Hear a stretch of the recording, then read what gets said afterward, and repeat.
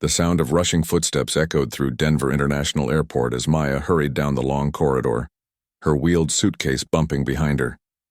She checked her phone for the 100th time. Only 15 minutes until boarding would close for her connecting flight to Portland. Her sister's wedding rehearsal was tomorrow morning, and she absolutely could not miss it. Maya had been looking forward to this trip for months. After working double shifts at the community center for weeks to save up vacation time, she finally had a chance to celebrate with her family. Her sister had been planning this wedding for over a year, and Maya was supposed to give a speech at the rehearsal dinner. The pressure was on. As she rushed past Gate B27, something caught her eye. A man was sitting alone in the waiting area, but something about him seemed off. While other travelers were busy with their phones or reading, this man was just staring ahead with a blank expression. He looked well-dressed in a sharp navy suit and polished shoes, but his face showed pure confusion. Maya's social worker instincts kicked in immediately. She had spent 5 years helping people in crisis, and she recognized the signs of someone who needed assistance. The man kept checking his phone, then looking around the gate area like he was searching for something he couldn't find. She glanced at her watch again. 12 minutes until boarding closed. Her heart raced as she wrestled with the decision. Her family was counting on her, and she had spent her entire savings on this trip. But this man clearly needed help, and there was no one else around who seemed to notice. The man stood up suddenly and approached a woman walking by. "Excuse me," he said, his voice shaky. "Do you know where the flights to Atlanta leave from?" The woman barely looked at him and kept walking. He tried asking another passenger, but got the same cold response. Maya watched this happen 3 more times. Each rejection seemed to make the man more agitated. His hands were trembling now, and she could see sweat forming on his forehead despite the cool airport air conditioning. Something was definitely wrong. 10 minutes until boarding. Maya made her choice. She walked over to the man and sat down in the chair next to him. "Hi there," she said gently. "I'm Maya. You seem like you might need some help." The man turned to look at her, and she could see relief flood his face. "Thank you for stopping," he said. "I'm David. I think I'm supposed to be on a flight to Atlanta, but I can't seem to figure out where I'm supposed to go." Maya noticed that David's breathing was shallow and quick. His eyes kept darting around the airport like he was overwhelmed by all the activity. "That's okay," she said in the same calm voice she used with clients at the community center. "Let's figure this out together. Do you have your boarding pass with you?" David fumbled through his jacket pockets and pulled out a crumpled piece of paper. His hands were shaking so much that Maya gently took it from him to read it. Her heart sank as she looked at the departure time. David's flight had left over an hour ago. "David," she said carefully, "when was the last time you remember feeling okay? Like really clear about what was happening?" He paused and rubbed his temples. "I was at my lawyer's office this morning, settling some paperwork after my mom passed away last month. Then I remember being in a taxi to the airport, but everything after that is kind of fuzzy. I keep feeling like I can't breathe properly." Maya recognized the symptoms immediately. David was having a panic attack, probably triggered by grief and stress. She had seen this countless times in her work. People who seemed to have everything, together on the outside but were falling apart inside. 8 minutes until her boarding closed. "David, I think you're having an anxiety attack," Maya explained. "It's completely normal after losing someone close to you, but your flight already left, so we need to get you on the next one." She pulled out her phone and quickly found the airline's customer service number. While she waited on hold, she guided David through some basic breathing exercises she had learned in her training. "In through your nose for 4 counts, hold for 4. Out through your mouth for 6, that's it, you're doing great." Slowly, David's breathing began to normalize. The color returned to his face and his hands stopped shaking as much. "I don't understand what's happening to me," he said. "I've never felt this out of control before." "Grief affects everyone differently," Maya said. "Some people cry, some people get angry, and some people have panic attacks. There's nothing wrong with you. Your mind and body are just processing a huge loss." The customer service representative finally answered. Maya quickly explained the situation. that David had missed his flight due to a medical issue and needed to be rebooked. The agent found a seat on a flight leaving in 3 hours, but there would be a $400 change fee. Maya didn't hesitate. She gave the agent her credit card information. $400 was more than she spent on groceries in a month, but she couldn't leave David stranded. "You don't have to do that," David protested weakly. "Yes, I do," Maya said simply. "Someone helped me once when I needed it most. Now it's my turn to help you."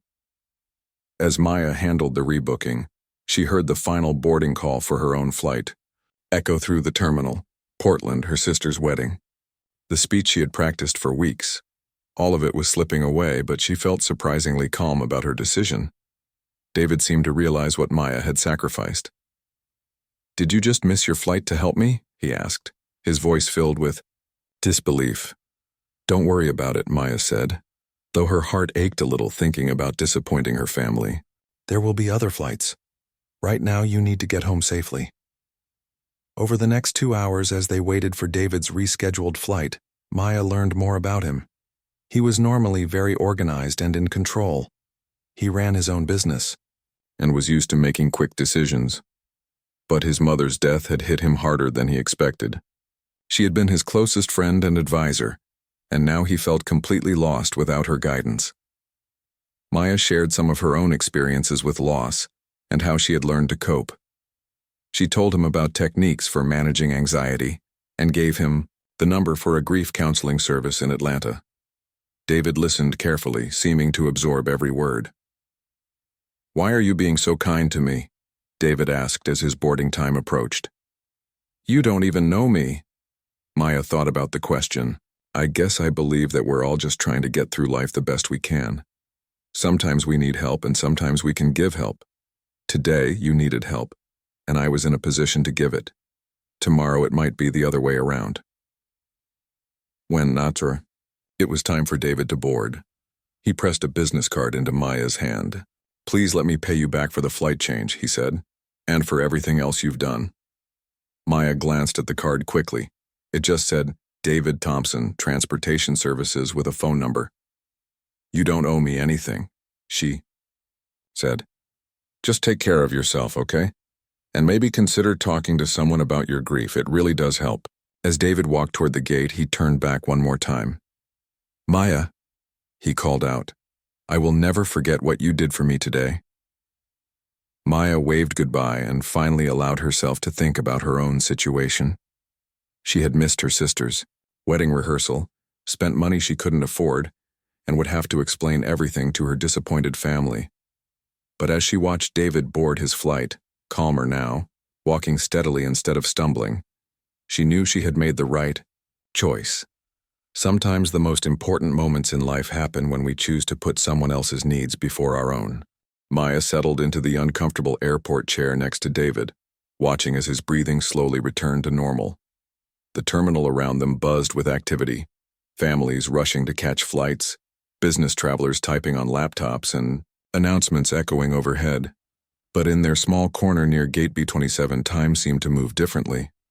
"I still can't believe you did that," David said, shaking his head as he looked at Maya. "You missed your own flight for a complete stranger." Maya pulled out her phone and quickly sent a text to her sister explaining the situation.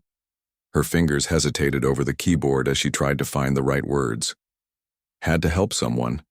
In emergency. We'll catch next flight, so sorry about rehearsal."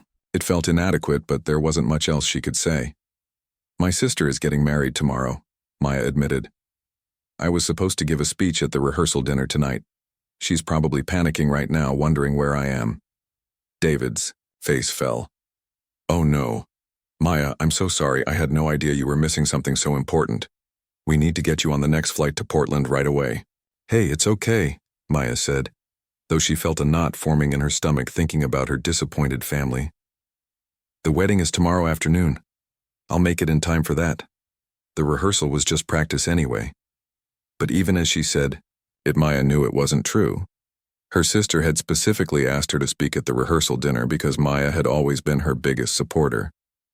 Growing up, Maya was the one who encouraged her shy little sister to pursue her dreams, to believe in herself, to take chances. Now when her sister needed her most, Maya wasn't there. David seemed to sense her internal struggle. You know, in my line of work, I meet a lot of people, but I've never met anyone who would sacrifice something so important for someone they just met. That says something special about who you are. What kind of work do you do? Maya asked, partly to change the subject and partly because she was genuinely curious. David carried himself like someone used to being in charge, but his vulnerability during the panic attack had shown her a completely different side. Transportation, David said vaguely. I help people get from one place to another. Nothing too exciting. He seemed uncomfortable talking about himself, so Maya didn't push. Her phone buzzed with a call from her sister. Maya's heart sank as she saw the name on the screen. I should take this, she said apologetically. Maya, where are you? Her sister's voice was high and stressed. The rehearsal starts in 2 hours and Mom is freaking out because you're not here yet. I'm still in Denver, Maya said, trying to keep her voice calm. There was an emergency and I had to help someone. I'm going to catch the next flight out. An emergency? Are you okay? What happened? Maya glanced at David, who was pretending not to listen but was obviously concerned. I'm fine. I just met someone who needed help, and I couldn't leave them alone. I know I'm letting you down and I'm so sorry. There was a long pause. Maya could hear voices in the background, probably wedding party members asking where she was. Maya, you know I love that you help people. It's one of the things I admire most about you. But this is my wedding weekend. I really needed you here. The disappointment in her sister's voice cut deep. I know. I'm so sorry. I'll be there first thing in the morning, I promise. After she hung up, Maya stared at her phone for a moment. She had always been the reliable one in her family, the one who showed up when she said she would. Now she felt like she had let down the most important person in her life. That sounded rough, David said gently. My sister has every right to be upset, Maya said. I promised I'd be there and I'm not. She's probably wondering if I'll even make it to the actual wedding. But you will, right? Make it to the wedding? Of course, Maya said quickly.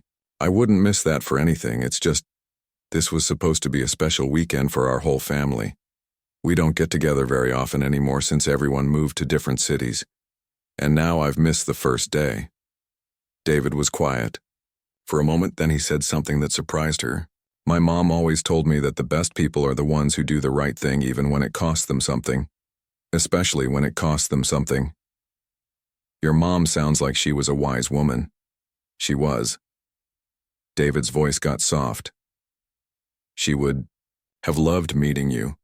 She always said you could tell everything you need to know about a person by watching how they treat strangers. Maya could see the grief in David's eyes. How long ago did she pass? 3 weeks, David said. It was sudden.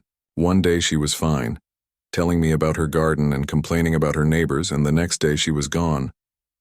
Heart attack, in her sleep.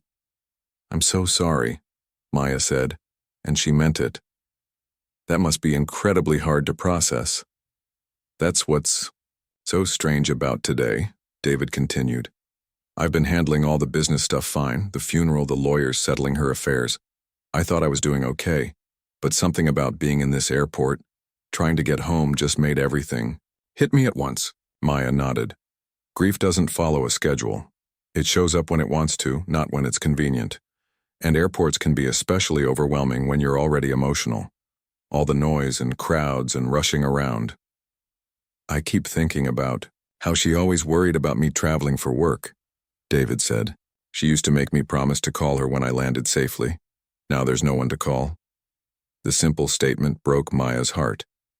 She could picture David arriving at empty airports, reaching for his phone out of habit, then remembering there was no one waiting to hear from him. You know, Maya said carefully, there are support groups for people who've lost parents. It might help to talk to others who understand what you're going through. David looked skeptical.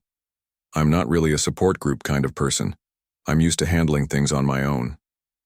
I thought that too after my dad died, Maya said. I figured I was strong enough to get through it alone. But grief is different from other problems. It's not something you can just solve or push through. Sometimes you need other people to help carry the weight. How old were you when your dad died? 26. Car accident on his way home from work. Maya still remembered that phone call, how her whole world had shifted in an instant. For months I thought I was fine during the day, but then I'd have these moments where I'd completely fall apart, usually at the worst possible times, just like what happened to you today. Did the support group really help?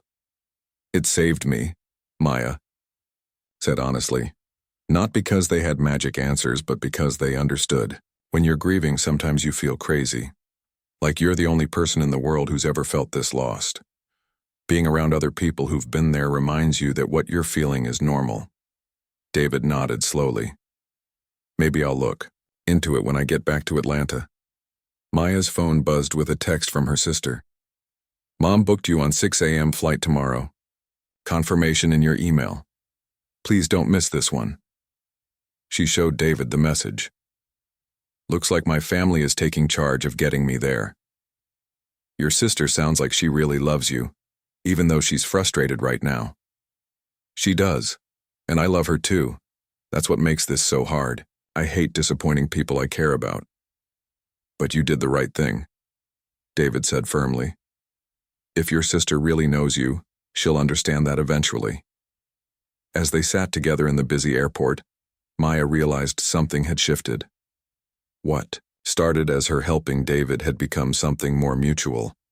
They were both people dealing with difficult situations, finding comfort in honest conversation with someone who understood what it meant to care deeply about others. Sometimes the most meaningful connections happen in the most unexpected places. The 2 hours that followed passed differently than Maya had expected. What she thought would be awkward waiting time with a stranger turned into one of the most genuine conversations she'd had in months. As David's anxiety faded and his mind cleared, she discovered there was much more to him than the panicked man she'd first encountered. You know what's strange? David said, sipping the coffee Maya had bought for both of them. I haven't talked about my mom's death like this with anyone, not even my closest friends. Sometimes it's easier to open up to someone who doesn't know your whole story, Maya replied. There's no pressure to be the person everyone expects you to be. David nodded thoughtfully. Exactly. Everyone back home keeps telling me how strong I am, how well I'm handling everything. They mean well, but it makes me feel like I can't admit when I'm struggling. Maya understood that feeling completely. As a social worker, people often assumed she had all the answers, that she never dealt with her own problems. People put you in a box, she said. The strong one, the helper, the person who has it all figured out. But everyone falls apart sometimes. Is that why you do social work? David asked. Because you understand what it's like to need help? Airline. Question caught Maya off guard. Most people asked about her job in a polite, surface-level way. David seemed genuinely curious about what drove her to spend her days helping others, often for very little pay. I think so, she said slowly. When my dad died, I was lost for a really long time. I had people who cared about me, but no one really knew how to help. I felt invisible, like I was drowning and everyone was just walking by. I never want anyone else to feel that alone. That's a beautiful reason to choose a career, David said.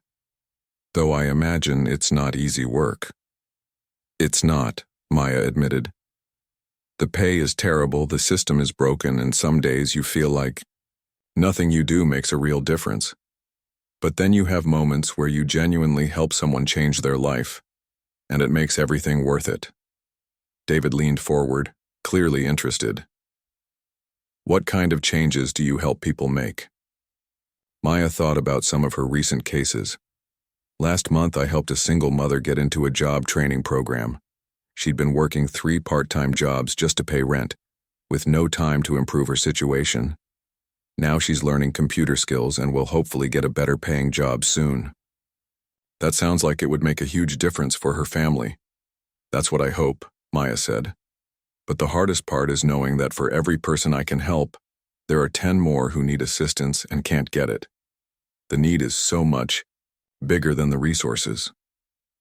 David was quiet for a moment, seeming to process what she'd said. Do you ever think about starting your own organization? Something where you could help more people? All the time, Maya said with a laugh. But that takes money and I can barely pay my own bills. Social workers don't exactly get rich doing this job. Money isn't everything, David said, then paused as if he'd said something he shouldn't have. I mean, I know it's important for paying bills and everything, but some things matter more. Maya noticed the way David had caught himself, like he was being careful about how he talked about money. She wondered if he came from wealth and was trying not to make her feel bad about her financial struggles. There was something about his clothes, his manner of speaking, that suggested he was more comfortable financially than she was. You're right that money isn't everything, Maya said, but it's hard to help people when you don't have the resources to make a real impact. Sometimes I feel like I'm putting band-aids on problems that need surgery. What would you do if money wasn't an issue? David asked. If you could create any kind of program you wanted. The question sparked something in Maya. She'd thought about this countless times but rarely had anyone who seemed genuinely interested in her answer. I'd start a community center that offers everything in one place, she said, her voice gaining energy. Job training, childcare, mental health counseling, financial literacy classes. So many of my clients need multiple types of help, but they have to go to 5 different places and wait on 3 different waiting lists. That sounds amazing, David said, and Maya could tell he meant it. A one-stop place where people could get comprehensive help. Exactly. And I'd make sure the staff were people who actually understand what it's like to struggle. Too many social service programs are run by people who've never been in their clients' shoes. David nodded enthusiastically. That personal experience would make such a difference. You can tell when someone really gets it versus when they're just doing a job. As Maya talked about her dreams for helping people, David found himself more impressed by the minute. In his business world, most conversations were about profit margins and market share. Here was someone whose biggest goal was to make other people's lives better, not to get rich or famous. Can I ask you something? David said. What made you stop to help me today? Really? Most people would have walked right by. Maya considered the question. I guess I saw myself in you. Not the panic attack specifically, but that feeling of being lost and having no one notice. When my dad died, I had moments where I felt completely invisible, like I could disappear, and no one would even realize I was gone. But you had family who cared about you? I did, but they were dealing with their own grief. And friends mean well, but unless they've been through something similar, they don't really know what to say.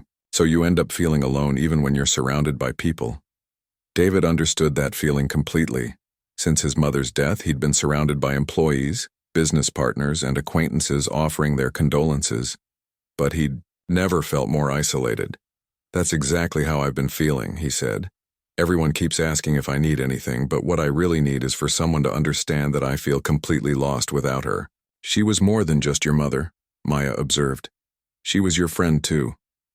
She was my best friend, David said, his voice thick with emotion. She's the person I called when something good happened, when something bad happened, when I needed advice about anything. Now I keep reaching for my phone to call her, and then remembering she's not there. Maya felt her heart ache for him.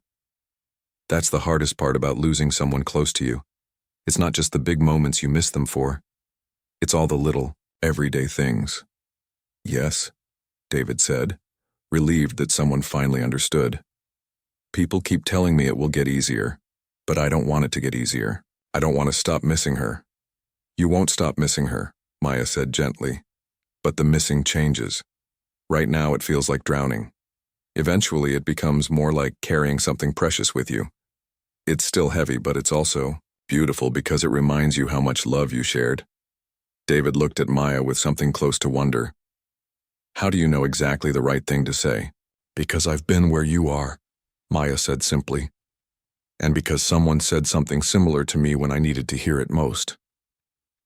As they sat together in the airport, surrounded by the constant flow of travelers, both Maya and David realized something had shifted between them. What started as a crisis had become a genuine connection between two people who understood each other's hearts. Neither of them knew it yet, but this conversation was planting seeds that would grow into something neither had expected to find. Maya barely made it through her sister's wedding ceremony. She had caught the early morning flight from Denver and arrived just 2 hours before the ceremony began. Her family was relieved, but still hurt that she had missed the rehearsal dinner. During the reception, Maya found herself distracted, thinking about David and hoping he had made it home safely. 3 days after returning to Chicago, Maya was sorting through the mail in her small apartment when she noticed an unusual package with her name on it. She wasn't expecting anything, and the return address showed a company she'd never heard of called Skyline Services. Inside the package, Maya found 2 first-class airline tickets. Not just any tickets. These were open-ended, meaning she could fly anywhere and anytime she wanted. Along with the tickets was a handwritten note on expensive-looking paper. "Dear Maya," the note began, "I will never be able to fully express how grateful I am for what you did for me at the airport. You saved me in more ways than you know. Please accept these tickets as a small token of my appreciation. The world needs more people like you. With deep gratitude, David T." Maya stared at the tickets in shock. She had never seen first-class tickets before, let alone held them in her hands. She quickly looked them up online and nearly choked when she saw what they were worth. Each ticket was valued at over $3,000. "This is crazy," she said out loud to her empty apartment. "I can't accept these." But as she held the note, she remembered David's face when she had helped him. He had been so genuinely grateful, and she could tell this gesture came from his heart. Still, the gift felt too expensive for what she considered a simple act of kindness. Curious about the company name on the return address, Maya did a quick internet search for Skyline Services. What she found made her sit down hard in her kitchen chair.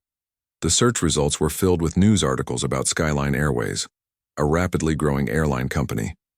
And there, in photo after photo, was David. Not just any employee of the company. He was the founder and CEO. The man she had helped during his panic attack was actually one of the most successful young entrepreneurs in the airline industry. Maya scrolled through article after article, her amazement growing with each one. David Thompson, 34, has revolutionized customer service in air travel. Skyline Airways reports record profits for 3rd consecutive year. Local entrepreneur builds airline empire with focus on treating passengers like family. One article included a quote that made Maya's heart skip. "My mother always taught me that you can judge a person's character by how they treat strangers.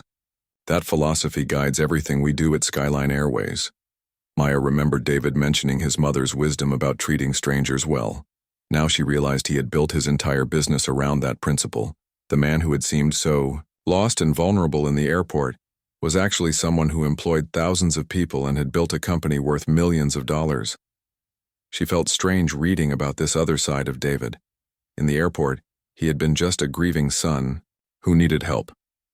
Now she was looking at pictures of him in business suits, shaking hands with politicians and giving speeches at conferences.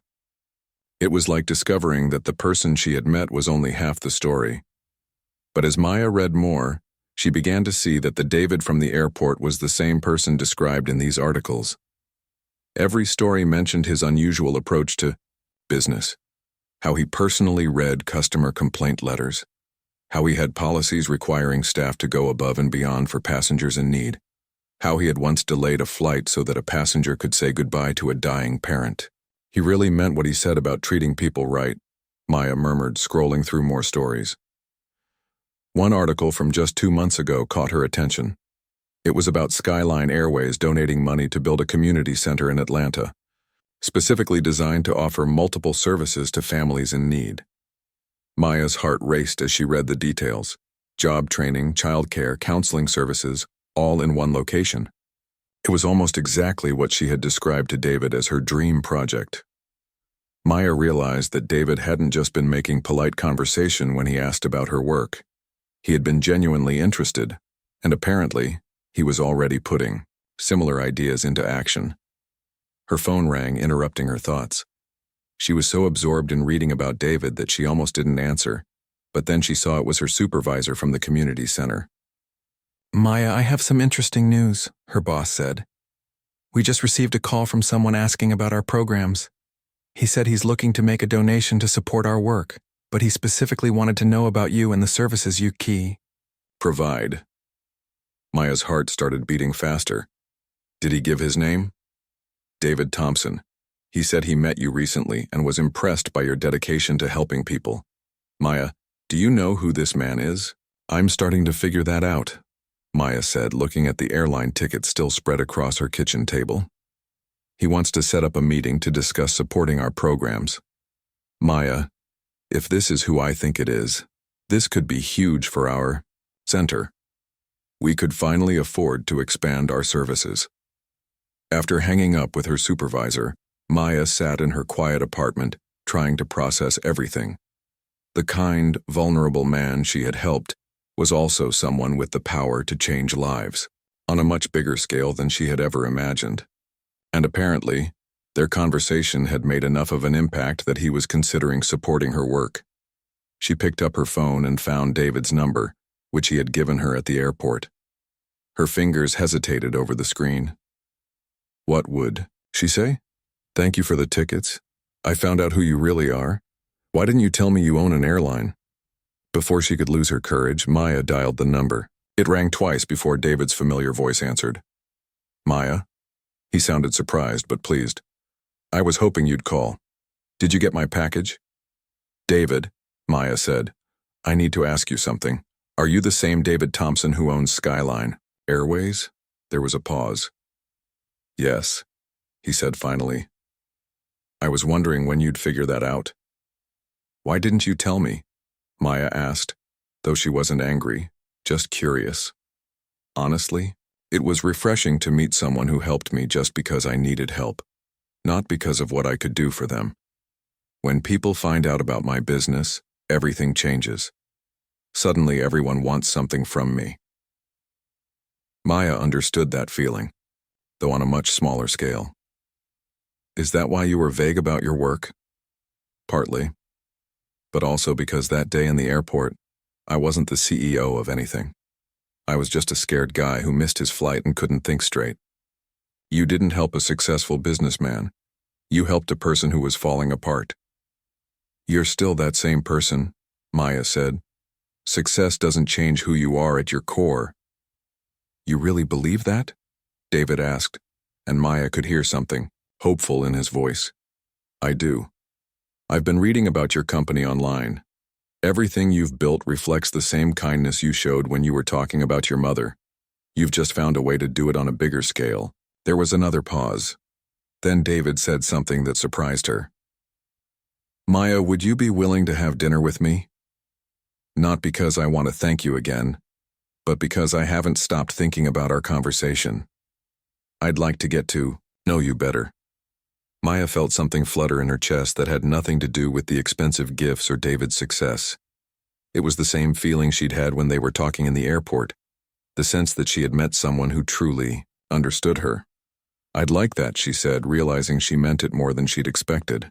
Maya changed her outfit 3 times before David arrived to pick her up for dinner. She had never been on a date with someone wealthy before, and she kept second-guessing herself. Should she dress up more? Was her simple black dress too casual? Would he expect her to know about expensive restaurants and wine? When David knocked on her apartment door, all her worries melted away. He was wearing jeans and a button-down shirt, looking relaxed and approachable. Nothing like the business photos she had seen online. You look beautiful, he said with a genuine smile. I hope you don't mind, but I thought we could go somewhere quiet where we can actually talk. David had chosen a small family-owned restaurant in Maya's neighborhood. Nothing fancy, just good food and a warm atmosphere.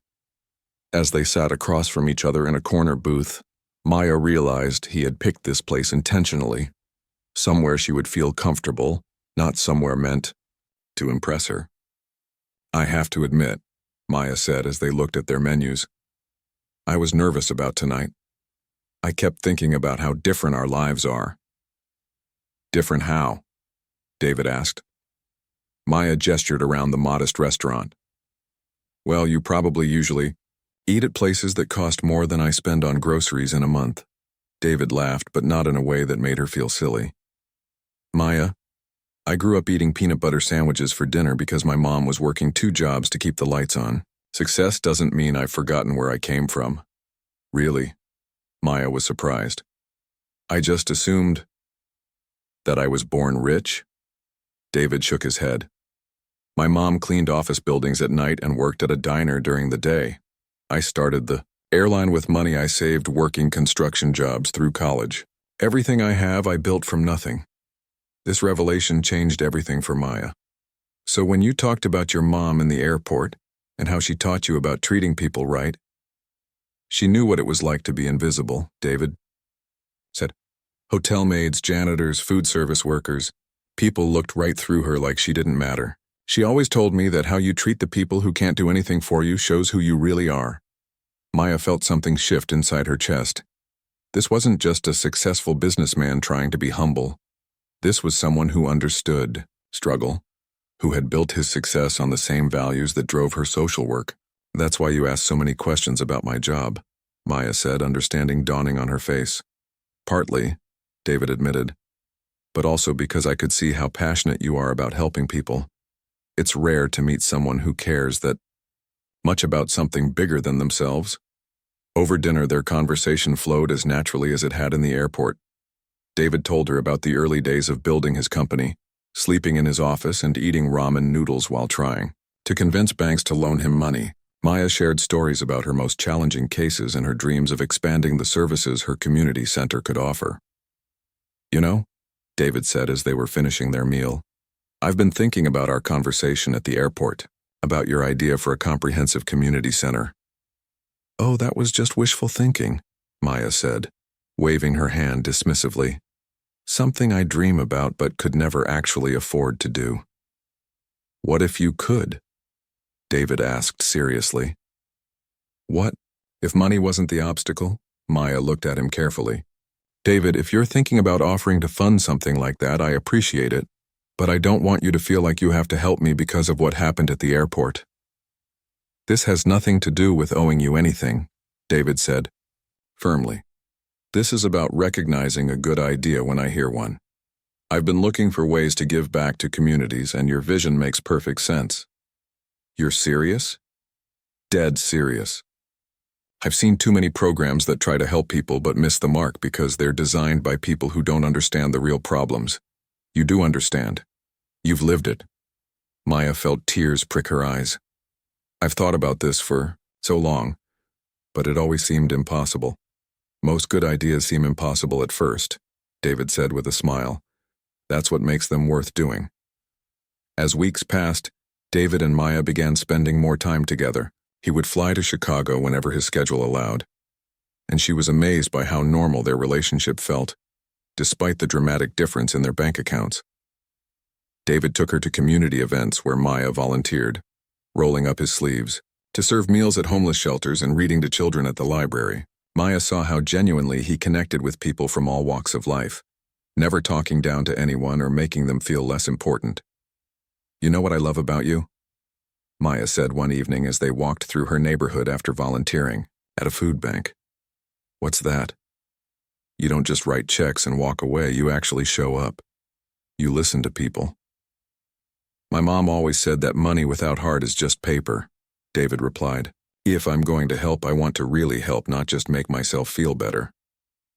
6 months after they met, David had become a regular part of Maya's life. He had also become a major supporter of her community center, helping them expand their programs and hire additional staff. But more importantly, he had become her closest friend and confidant. Maya had learned that David still struggled with anxiety sometimes, especially when work stress piled up or when something reminded him of his mother. She had taught him breathing techniques and helped him find a grief counselor in Atlanta. In return, he had shown her that it was possible to dream bigger than she had ever imagined. 1 year after their first meeting, David asked Maya to meet him at the airport, specifically at Gate B27 in Denver, where they had first encountered each other. This is a strange place for a date, Maya said as she approached the familiar gate area. David was standing near the same chairs where she had first found him in crisis. But this time, the entire gate area was decorated with flowers, and airport staff members were standing around with huge smiles on their faces. Maya, David said, taking her hands in his, a year ago you saved my life in this exact spot. Not just from a panic attack, but from forgetting what really matters. You reminded me that the best part of being human is caring for each other. Maya felt her heart start racing as David dropped to one knee. I fell in love with your kindness first, then your passion, then your laugh, then everything else about you. Will you marry me? Through tears, Maya looked around at the airport staff clapping and cheering, at the flowers decorating the gate where she had first chosen to help a stranger, at the man kneeling before her who had become the love of her life. Yes, she said, pulling him up to kiss her.